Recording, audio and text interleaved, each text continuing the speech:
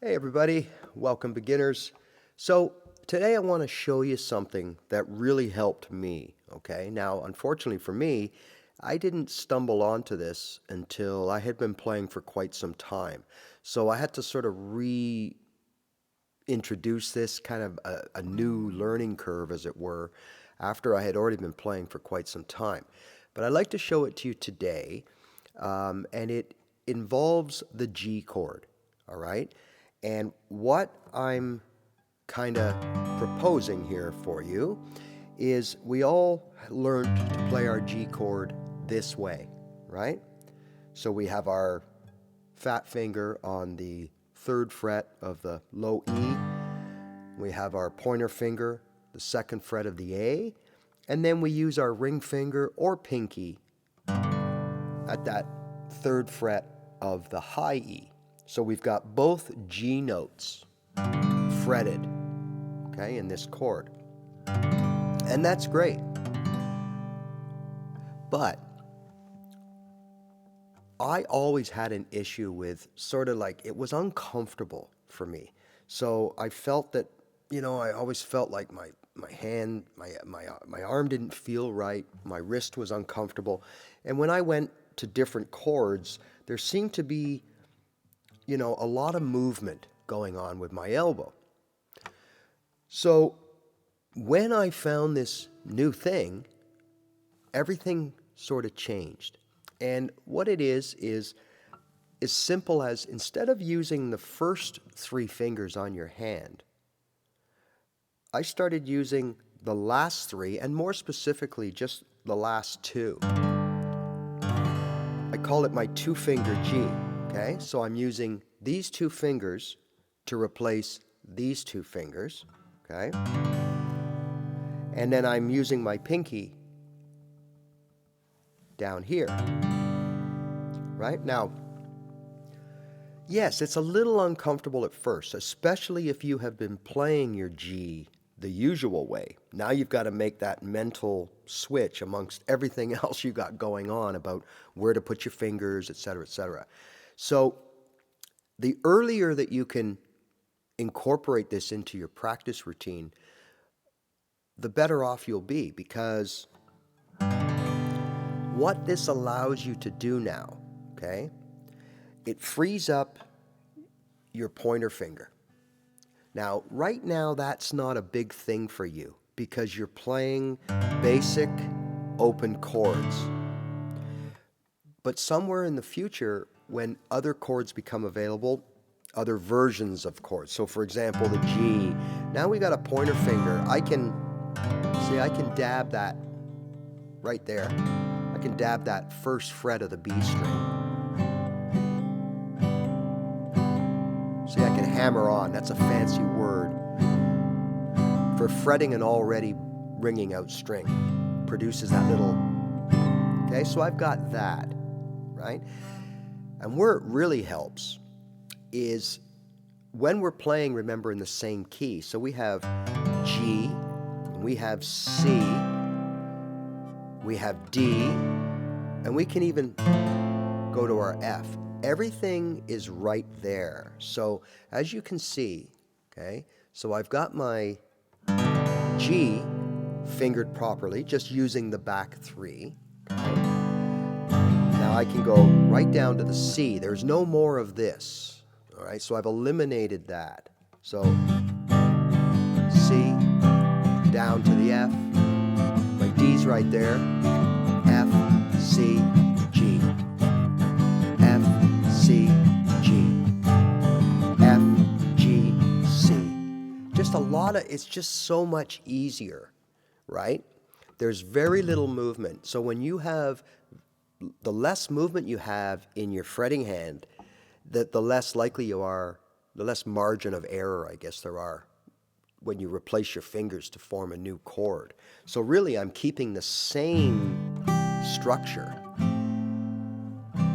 of my fingers, my hand, right? Now, later on in your playing, for those of you that want to go to that other level and you start introducing bar chords or power chords, or you're, playing little licks in between, walk-ups and walk-downs in between your chords, that pointer finger is ready to go. So it's literally right here. If I want to go into a bar chord, it's right there, okay?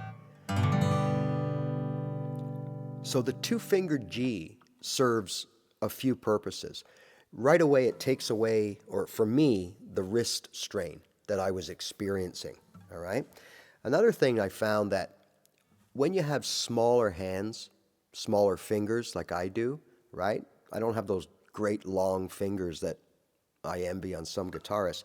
A lot of times with this G, I found that this part, the fleshy part of my pointer finger, when I was coming up to make my fret, this would make contact with the high E string, and it would kind of rub it out. It would make a weird sound, and it stopped my chord.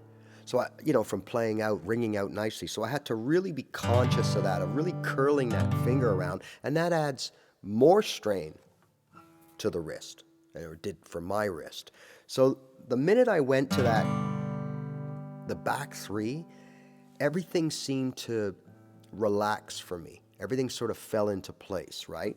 So I highly recommend. I mean, there's no worries about continuing on your way with the original G fingering. None at all, okay? But, part of the philosophy I bring here is, and part of the value I bring here is that, I'm passing on things that I learned when it was too late, all right? So I'd already invested a year into this and was doing things that I really didn't have to do because I didn't know any better. And, going by the book, right? And there's nothing wrong with going by the book. But when I sort of stumbled onto this, and then it really didn't take me long. It took me a little bit to readjust because my mind and my muscle memory was geared towards coming around and fingering this G, right? So once I got over that, this kind of fell into place nicely.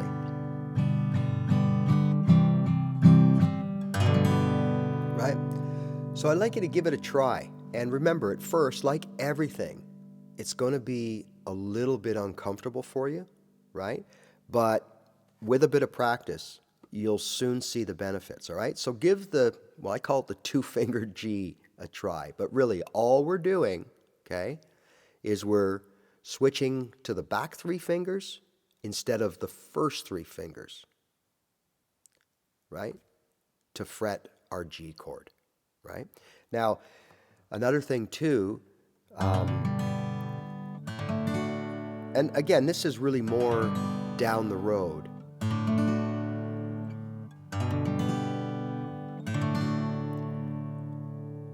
You're just going to find that by having that pointer finger available to you, it can do all kinds of things for you. So keep that in mind. Work on that two-finger G. Well, again, I call it two-finger, but we still are using three. But many people they just play their G like this,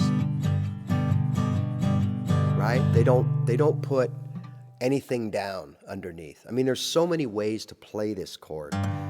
Some people just play it this way, so they're only fretting the G roots and strumming all the strings. So there's so many ways, right, that the G is played. But again, by switching it up to the back three fingers, you'll find it much more comfortable. And lastly, as again you move on and you start playing bar chords, okay, and you start learning how to form them and really learning how to fret all over again, you're going to find that we've already talked about the pointer being available as a freelancer. It's kind of hanging around waiting for its duty. It's a lot quicker and easier to get it to the bar. And most importantly, when you play bar chords, the formation after the bar, all done with your last three fingers. So in a way, you're kind of getting a jump on bringing kind of that philosophy of playing with your back three fingers into play already, all right? So again, the benefits of a two-finger G. Give it a try and see what you think, all right? Hey, happy practicing. We'll see you soon.